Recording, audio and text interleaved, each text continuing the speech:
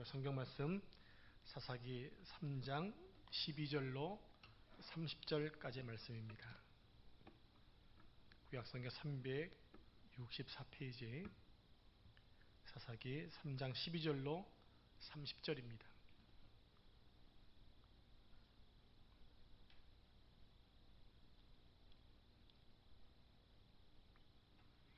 함께 교도하겠습니다. 이스라엘 자손이 또 여호와의 목전에 악을 행하니라. 이스라엘 자손이 여호와의 목전에 악을 행함으로 여호와께서 모압 왕 에글론을 강성하게 하사 그들을 대적하게 하시매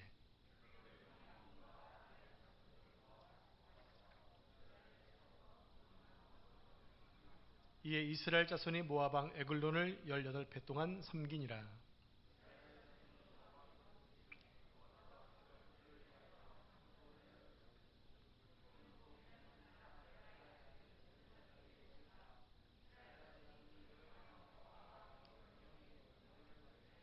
에봇이 길이가 한 규빗 되는 좌우에 날선 칼을 만들어 그의 오른쪽 허벅지 옷 속에 차고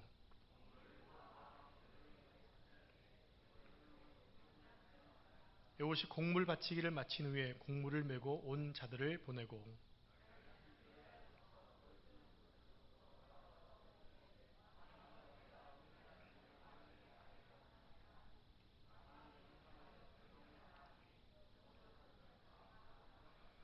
에봇이 그에게로 들어가니 왕은 서늘한 다락방에 홀로 앉아 있는 중이라. 에봇이 이르되 내가 하나님의 명령을 받들어 왕에게 아랠 일이 있나이다 하매 왕이 그의 자석에서 일어나니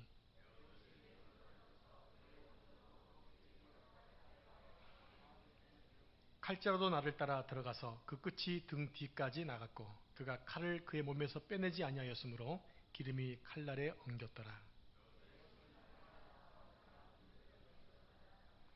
에봇이 나간 후에 왕의 신하들이 들어와서 다락 문들이 잠겼음을 보고 이르되 왕이 분명히 서늘한 방에서 그의 발을 가리우신다 하고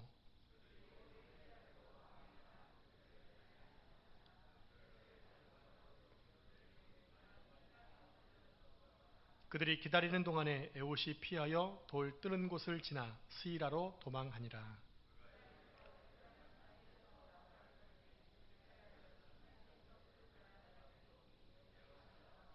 그들에게 이르되 나를 따르라. 여호와께서 너희의 원수들인 모압을 너희의 손에 넘겨주셨느니라 하매 우리가 에봇을 따라 내려가 모압 맞은편 요단강 나루를 장악하여 한 사람도 건너지 못하게 하였고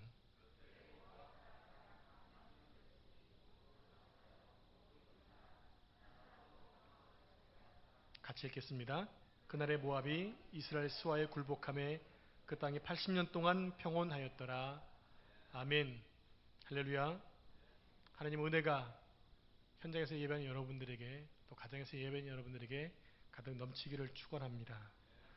우리 지난주에 사사기에 대해서 생각을 했었습니다. 사사시대는 여호수아가 가나안 땅을 정복하고 각 지파에게 땅을 분배한 그때부터 이스라엘의 초대 왕이었던 사울이 세워지기 전까지의 약 340년 기간을 이야기합니다. 그때 그들을 시대적으로 따지면 청동기 시대 말과 초기 철기 시대였다고 말씀을 드렸습니다. 기억나시나요? 그때 그 시대가 제가 뭐라고 말씀드렸죠? 한국에? 다행입니다. 제가 지난주에 유튜브 설교를 보니까 고구려라고 제가 했더라고요. 기억나세요? 고구려가 아니고 다시 BC 1390년부터 1050년까지다 보니까 그때는 한반도에는 고구려가 아니라 고조선 시대입니다. 제 머리와 입이 따로 놀았던 것 이해해 주시기를 바랍니다. 하나님께서 이스라엘을 가나안 땅에 들여보내신 이유가 뭐라고 말씀을 드렸습니까? 그것은 그들을 부자로 만들기 위하심이 아니라 하나님 백성으로 잘 살게 하기 위해서 들여보내셨습니다. 그래서 복을 받고 또 받은 복을 전 세계에 증거하라고 하나님은 이스라엘을 선택하셨고 가나안 땅을 선물로 주신 것입니다. 그런데 가나안 땅에 들어온 이스라엘 백성들은 그렇게 살지 못함으로 인하여 오늘 또 읽은 말씀처럼 모압 나라에 약 18년 동안 종살이를 하게 됩니다. 함께 14절 말씀을 같이 보겠습니다. 이에 이스라엘 자손이 모압 왕 에글론을 18배 동안 섬기니라. 하나님을 섬기라고 가나안으로 오게 한 것인데 그들은 또다시 엉뚱한 사람을 섬기게 됩니다. 왜일까요? 또 타락을 했기 때문입니다. 그렇다면 그들이 타락했던 근본적인 이유가 무엇인가 말씀을 통해 봅니다. 바로 태평한 40년 동안 하나님의 은혜 속에 살면서 또 하나님의 은혜를 망각하고 잊어버린 것입니다. 12절 말씀을 같이 읽겠습니다. 이스라엘 자손이 또 여호와의 목전에 악을 행하니라. 이스라엘 자손이 여호와의 목전에 악을 행함으로 여호와께서 모압 왕 에글론을 강성하게 하사 그들을 대적하게 하심에, 한글 성경에 또라고 번역된 히브리 본문은 더하다, 계속하다는 뜻이 있습니다. 즉 그들이 하나님 목전에서 계속해서 악을 더했다, 악을 계속했다라는 의미였던 것입니다. 이스라엘은 평화의 시간이 길어지자 그 전에 행했던 악보다 더 큰 악을 행했다고 하는 것입니다. 그러면 그들의 구체적인 죄를 7절에서 이렇게 기록하고 있습니다. 이스라엘이 여호와의 목전에 악을 행하여 자기들의 하나님 여호와를 잊어버리고 바알들과 아세라들을 섬긴지라. 그들이 계속 행했던 것은 하나님을 잊어버리고 가나안 땅의 풍요로움과 다산을 상징했던 바알과 아세라를 섬겼다고 하는 것입니다. 가나안 땅은요, 풍요로움과 다산을 상징하는 바알과 아세라 신을 섬겼던 그러한 지역이었습니다. 그것이 이스라엘 백성들이 보기에 좋아 보였던 것입니다. 그리고 무엇보다 그들의 눈에 뭐가 보여요? 신이 보입니다. 그리고 그런 신들이 부유와 풍요를 주는 것처럼 보였습니다. 그들의 제사의식도 그렇고 또 듬직하게 서 있는 우상들이 멋있어 보였습니다. 하늘의 신 바알과 땅의 신 아세라가 만나서 사랑을 나누면 하늘에서 비가 내리고 그 비로 인하여 열매를 맺는 것이다. 정말 합리적으로 보여졌습니다. 그래서 그들도 가나안 사람들처럼 바알과 아세라를 섬기면서 영적으로 육적으로 타락해져 갔던 것입니다. 바로 이것이 하나님 목전에서 또 악을 행했던 내용입니다. 여러분, 죄라고 하는 것은요, 재미있기 때문에 짓는 것입니다. 만약에 죄 짓는 것이 고통스럽고 아프다면 죄를 짓지 않을 거예요. 여러분, 죄에는 쾌락이 있습니다. 죄는 재미있고 흥미롭습니다. 여러분, 세상이 재미없다면, 세상이 고통스럽다 한다면 세상을 바라보지 않겠죠. 오늘날 우리가 사는 세상이 얼마나 풍요롭습니까? 과거에 우리 조상들이 한반도 만들어진 고조선 이후부터 가장 평화롭게 보였던 나라 이때밖에 없습니다. 그런데 이 세상은 그만큼 살기 편해진 것은 사실이지만 많은 유혹들과 도리어 어려움들이 우리에게 다가오고 있다는 거죠. 그 삶이 너무 평화롭다 보니까, 쾌락이 있다 보니까 죄를 짓는 것에 대해서 늘 빠져 들어가는 것입니다. 재미있고 좋으니까 죄를 짓는 것입니다. 이스라엘은 축복의 땅에서 하나님을 잊어버렸습니다. 그 이유가 뭐라고 했습니까? 그들이 잘 살게 되었습니다. 평화롭습니다. 전쟁이 없습니다. 하나님을 잊어버립니다. 왜요? 더 부자로 살기 위해서, 더 풍족하게 살기 위해서 그들은 또 다른 것들을 바라보게 되었던 것이죠. 하나님보다 세상을 바라보고 세상의 성공을 추구하고 있는 것입니다. 잘 살고 평안해지니까 더 편하게 살려고 하고 하나님께 대한 경외심이 사라지게 되었습니다. 코로나19가 확산되면서 사회적 거리 두기로 인해 우리가 한 달 이상을 공적 예배를 못 모이고 있습니다. 새벽 예배, 수요 예배, 금요 예배를 보니까 한 달을 우리가 못 드렸더라고요. 처음에 쉴 때는 하나님께 무척이나 미안하고 죄송했습니다. 마치 교회가 세상 사람들의 눈치를 보는 것 같아서 미안하기도 했습니다. 그런데 그것이 한 주, 두 주, 한 달이 지나니까 너무 편한 거예요. 목회자에게 있어서 가장 부담되는 것이 새벽 예배 아니겠습니까? 그것을 한 달 이상을 쉬니까 살이 찌더라고요. 저는 하룻밤에 전에도 한두 번씩은 꼭 깼기 때문에 새벽 예배 나오는 게 저한테 무척 힘든 시간들이었습니다. 나오는 게 정신적으로 나왔던 것들이에요. 근데 새벽 예배가 내일 없으니까 마음이 너무 편하고 너무 자연스럽고 밤늦게까지 다른 것들을 하게 되는 것입니다. 이렇게 많은 시간들이 확보되니까 안이하고 해이해지는 것들을 느끼게 됩니다. 솔직히 여러분 얘기해서 여러분 평안하고 아무런 문제가 없으면 또 말씀하고 기도하십니까? 아니면 세상을 즐기십니까? 아마 후반부가 아닐까요? 후자가 아닐까요? 많은 시간이 확보되면 안이해지고 해해지는 것을 느끼게 됩니다. 이제 편한 것이 너무나 좋습니다. 주일에 한 번만 예배하면 목회하기에 정말 어려움이 없을 것 같아 보입니다. 솔직한 저의 심정입니다. 여러분들은, 목회자가 이러면 여러분들은 어떨 것 같습니까? 혹시 우리 가운데 어느덧 온라인 예배에 익숙해져 버린 것은 아닌지 모르겠습니다. 이제 예배하는 것이 낯설으신 분이 계실지도 모르겠습니다. 삶이 편해지는 순간부터 우리 삶의 신앙에 유혹이 다가옵니다. 그렇게 가능한 어서 예배 자리로 나오셔야 합니다. 예배에 나와서 나뿐만 아니라 함께 예배하는 성도들을 보면서 도전받고 함께 한마음으로 기도하고 나가는 모습들이 필요합니다. 왜냐하면 성도에게는 예배가 생명이기 때문에 그렇습니다.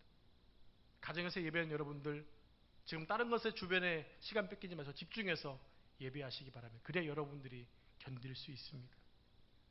세상을 이기는 믿음은, 세상은 이기는 믿음을 달라고 하나님께도 간절히 기도할 수 있는 여러분 되시기를 축복합니다. 그럼 이스라엘이 어느 정도 우상을 섬겼던 것일까요? 자, 19절 말씀을 같이 읽겠습니다.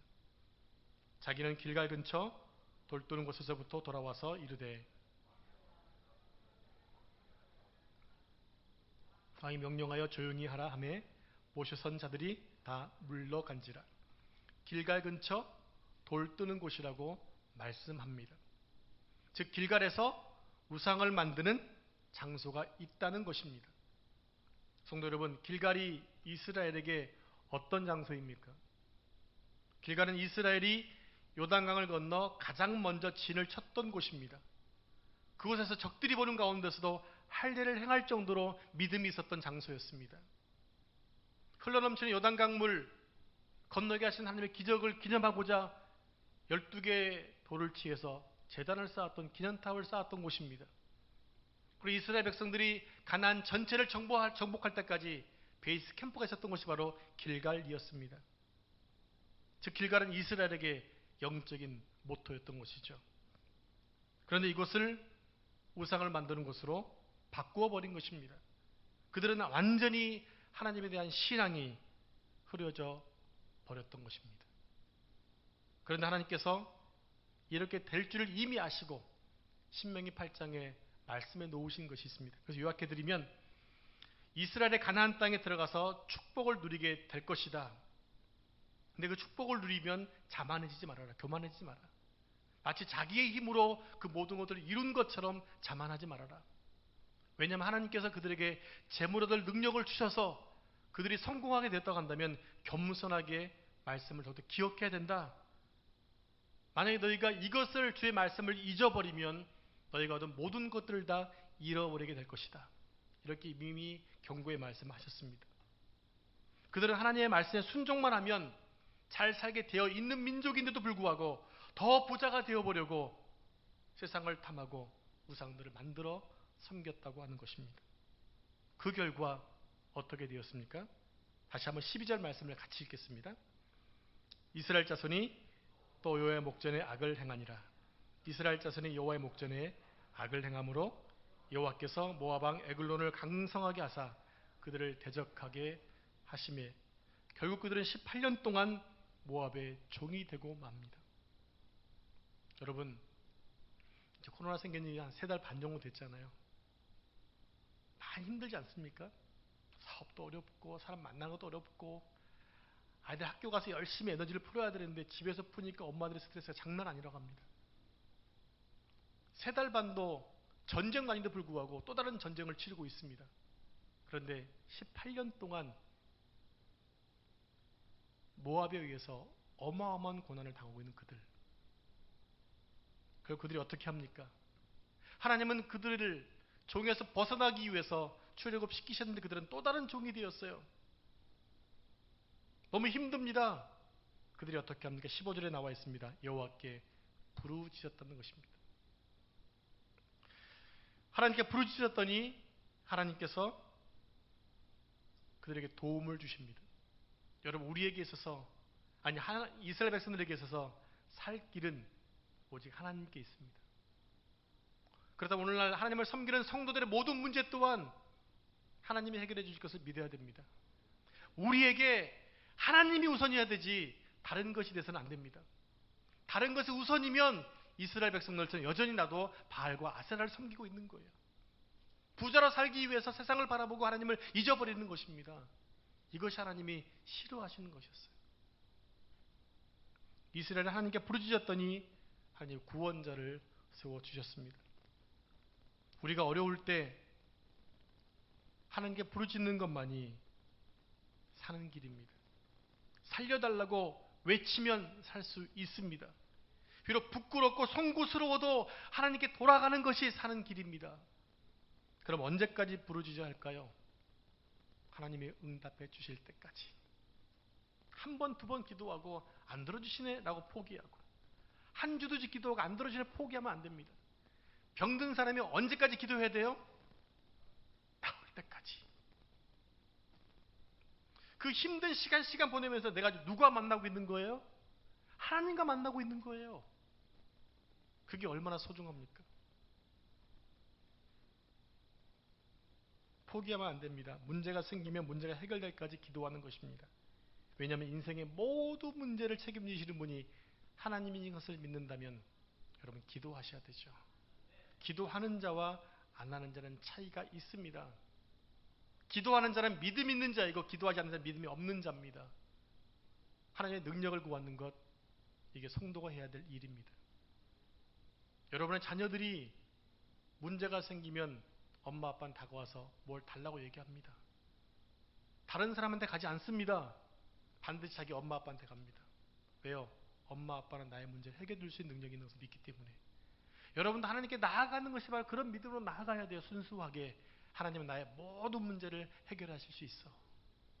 그럴 때 주님의 역사하심을 경험할 수 있는 게 아닐까요?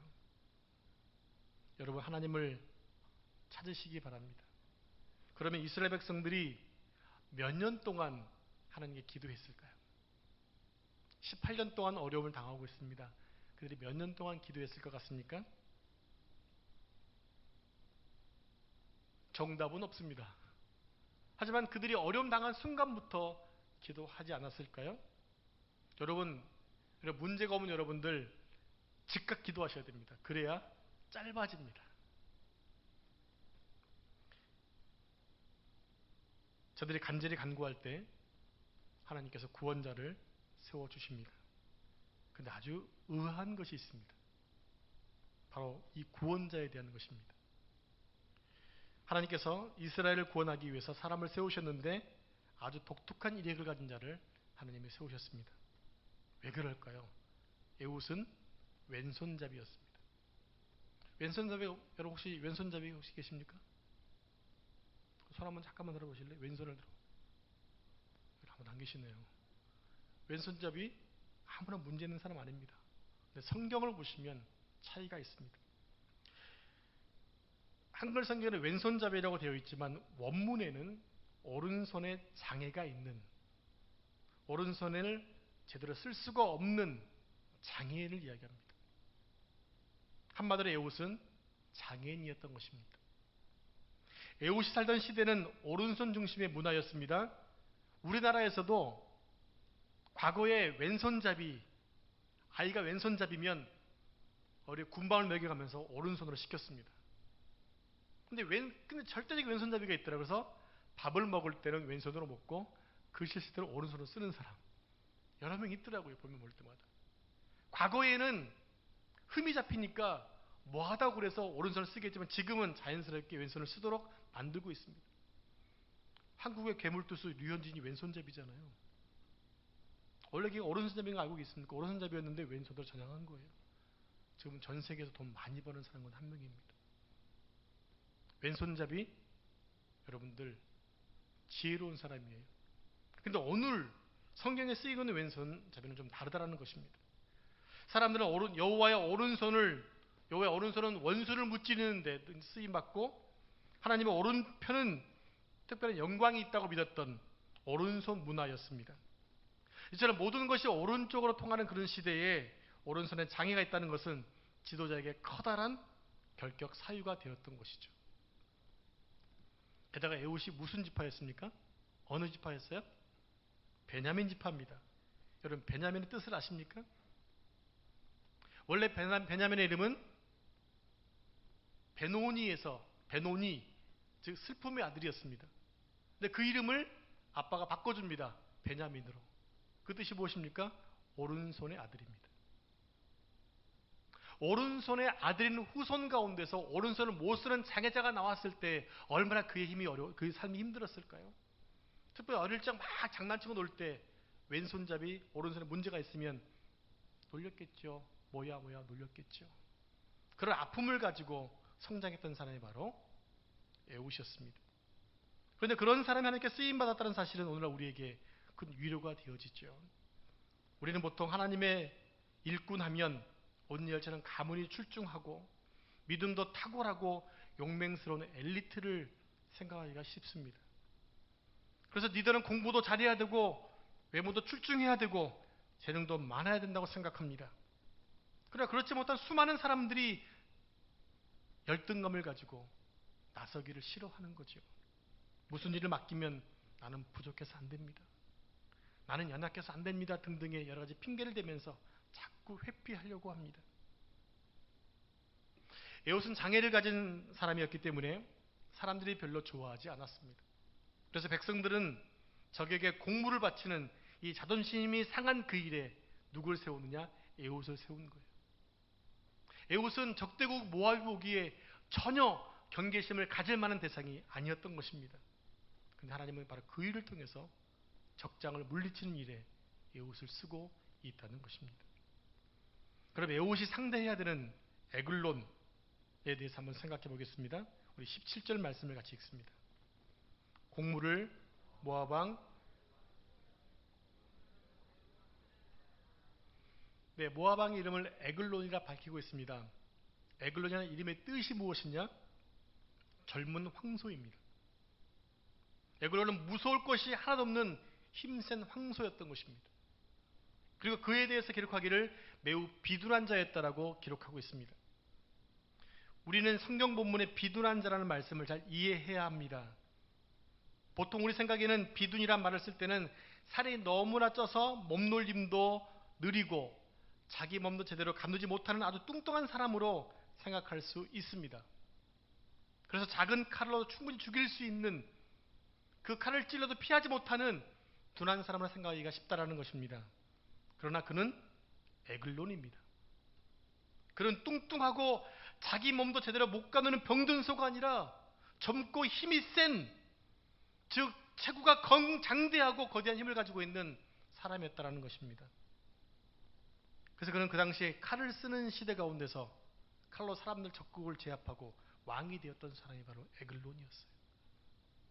반면에 그를 상대하는 에훗은 어떤 사람입니까? 에글론과 신하들은 한눈에 봐도 몸에 문제를 가진 에훗을 전혀 신경 쓰지 않고 통과시킵니다. 혹시나 무기가 있는 것은 아닌가라고 검열했겠지만 대충 지나갔을 것입니다. 하지만 오른손에 장애가 있는 그에게 어떤 위협을 느끼지 못했던 것, 바로 그 일 통해서 하나님은 놀라운 일들을 행하십니다. 우리 20절 말씀을 같이 읽겠습니다. 에훗이 그에게로 들어가니 왕은 서늘한 다락방에 홀로 앉아 있는 중이라. 에훗이 이르되 내가 하나님의 명령을 받들어 왕에게 아뢰할 것이 있나이다 하며 왕이 그의 자색에서 일어나니. 여기 서늘한 다락방이 나옵니다. 이 다락방은 왕이 홀로 휴식을 취하는 아주 사적인 공간입니다. 이 공간에는 아무나 들어갈 수 있는 곳이 아닙니다. 보통 왕들은 혼자서 적국의 사신을 만나지 않습니다. 왜냐하면 신변의 위협 때문에. 그러나 에글론은 자기의 용맹과 에훗의 장애만을 생각하고 만약 어떤 돌발적인 문제가 발생하더라도 이까지 장애인쯤이야 라고 우습게 생기는 그 마음 때문에 에훗을 독대하게 되었던 것입니다. 에글론이 아주 은밀한 곳까지 에훗을 불러들였던 것은 그만큼 에훗을 무시하고 자신감이 있었던 것이죠. 그럼 이제 에글론이 왜 자리에서 일어나서 칼을 맞았는가라는 부분을 생각해 보겠습니다. 한글 성경에는 하나님의 명령이라고 되어 있죠. 하나님의 명령이라고 되어 있지만 원문에는 엘로힘이라고 되어 있습니다. 엘로힘은 성경 창세기 왔을 때 엘로힘은 복수로 쓰임 받고 있죠. 성부, 성자, 성령. 그러나 지금 시대 사사시대 가나안 땅에 있었을 때 문화는 엘로힘이라는 단어는 보통 명사였습니다. 여러 가지의 신을 얘기하고 있습니다.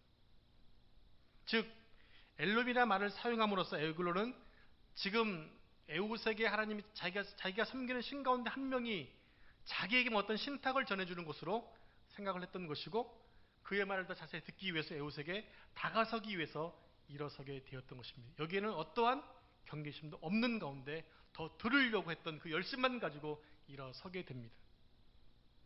에웃은 경계심 없이 일어서고 있는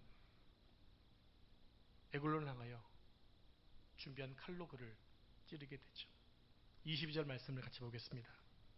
칼자루도 나를 따라 들어가서 그 끝이 등 뒤까지 나갔고 그가 칼을 그의 몸에서 빼내지 아니하였으므로 기름이 칼날에 엉겼더라. 이것을 보면 에웃이 얼마나 헌신의 힘을 다해서 적장을 찔렀는지를 알 수가 있겠죠. 몸집이 거대하고 무시무시한 젊은 황소, 그리고 황소에 맞서는 아주 보잘것없는 장애인, 그 손에 담긴 작은 칼 하나, 이쯤 되면 싸움의 결과는 뻔하지 않습니까? 여러분 이 시간 잠시 스페인의 투를 한번 생각해 보시기 바랍니다. 거대한 황소가 자기 앞에 서 있는 사람을 향해 돌진합니다. 그 소를 대항하는 사람은 오른손에 장애가 있는, 겨우 왼손에 작은 칼 하나 들고 있는 사람입니다. 다가섭니다. 결과는 여러분 어떻게 될까요? 뻔하지 않습니까? 그런데 이것은 정확하게 한 방의 빗으로, 한 방으로 정확하게 찔러서 젊은 황소를 그 자리에 쓰러뜨리고 만나라는 것입니다. 누가 도왔던 것일까요? 하나님께서 도우셨던 것입니다. 에옷의 작은 칼에 모압 왕이 아주 처참하게, 제가 지금 처참하게 단어를 쓰고 있습니다. 처참하게 죽었기 때문입니다. 또 재미있는 부분이 있습니다. 22절의 히브리 원문에는 없지만 한글 성경에는 나오지 않는 부분이 있습니다. 바로 뭐냐면 배설물이 나왔다는 것입니다. 오물이 나왔다라는 거예요. 뭐가 나왔다고요? 여러분이 생각하는 것이 나왔습니다.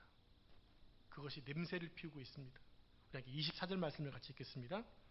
에웃이 나간 후에 왕의 신하들이 들어와서 다락문들이 잠겼음을 보고 이르되 왕이 분명히 서늘한 방에서 그의 발을 가리우신다 하고, 24절 하반절에 보면 신하들이 왕이 발을 가리우신다라고 생각하고 있는 구절이 있습니다.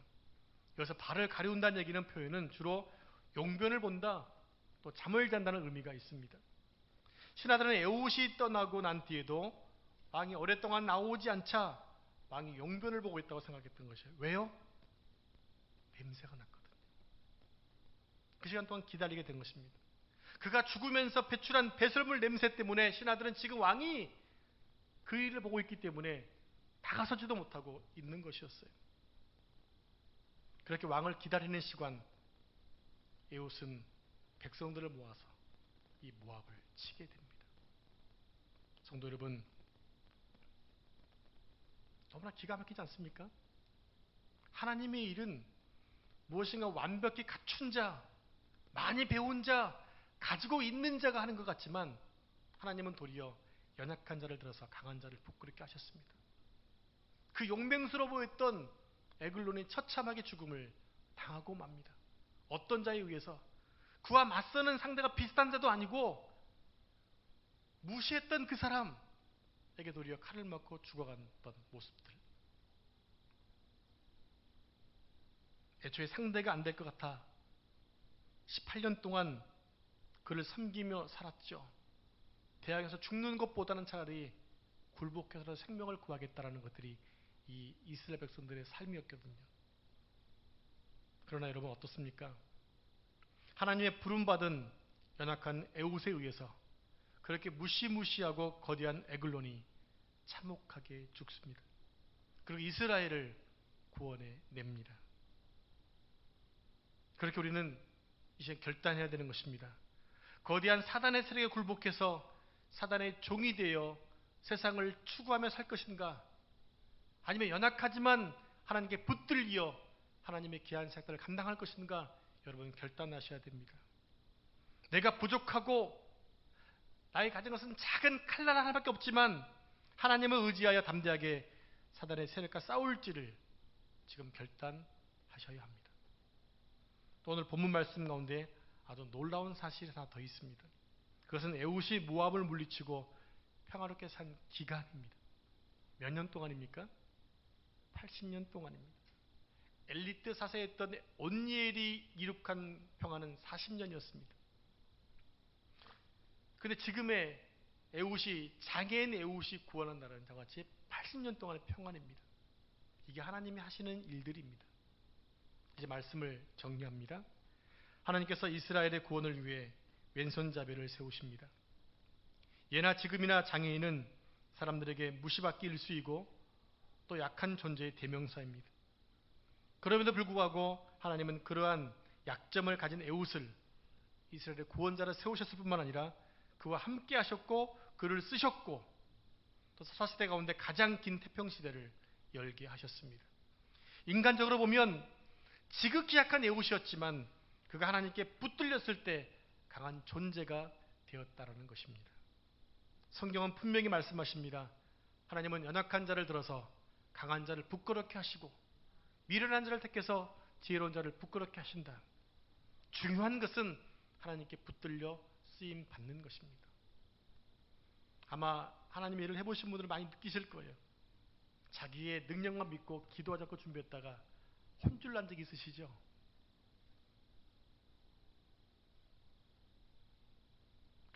그것보다는 매 순간 부족하지만 더 부족하기 때문에 더 기도했던 것 보면요, 놀라운 은혜가 넘쳐나는 것들을 보게 됩니다.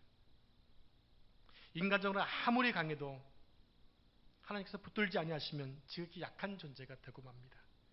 그러나 아무리 약해도 하나님께 붙들리면 강하게 쓰임 받는 것입니다. 여러분, 종이 한 장은 너무나 약합니다. 종이가 어디에 붙으면 때로는 철처럼 강해지고 벽처럼 튼튼해집니다. 우리가 하나님께 붙어 있으면, 비록 약한 종이지만 그분께 붙어 있으면 나는 누구와 같이 되는 거예요? 하나님과 같은 존재가 되는 거예요. 더 이상 사단이 나를 넘보지 못할 정도로 강한 자가 될 수 있다는 사실입니다. 하나님은 지극히 약한 자라도 얼마든지 강한 당신의 큰 일을 이룰 수 있습니다.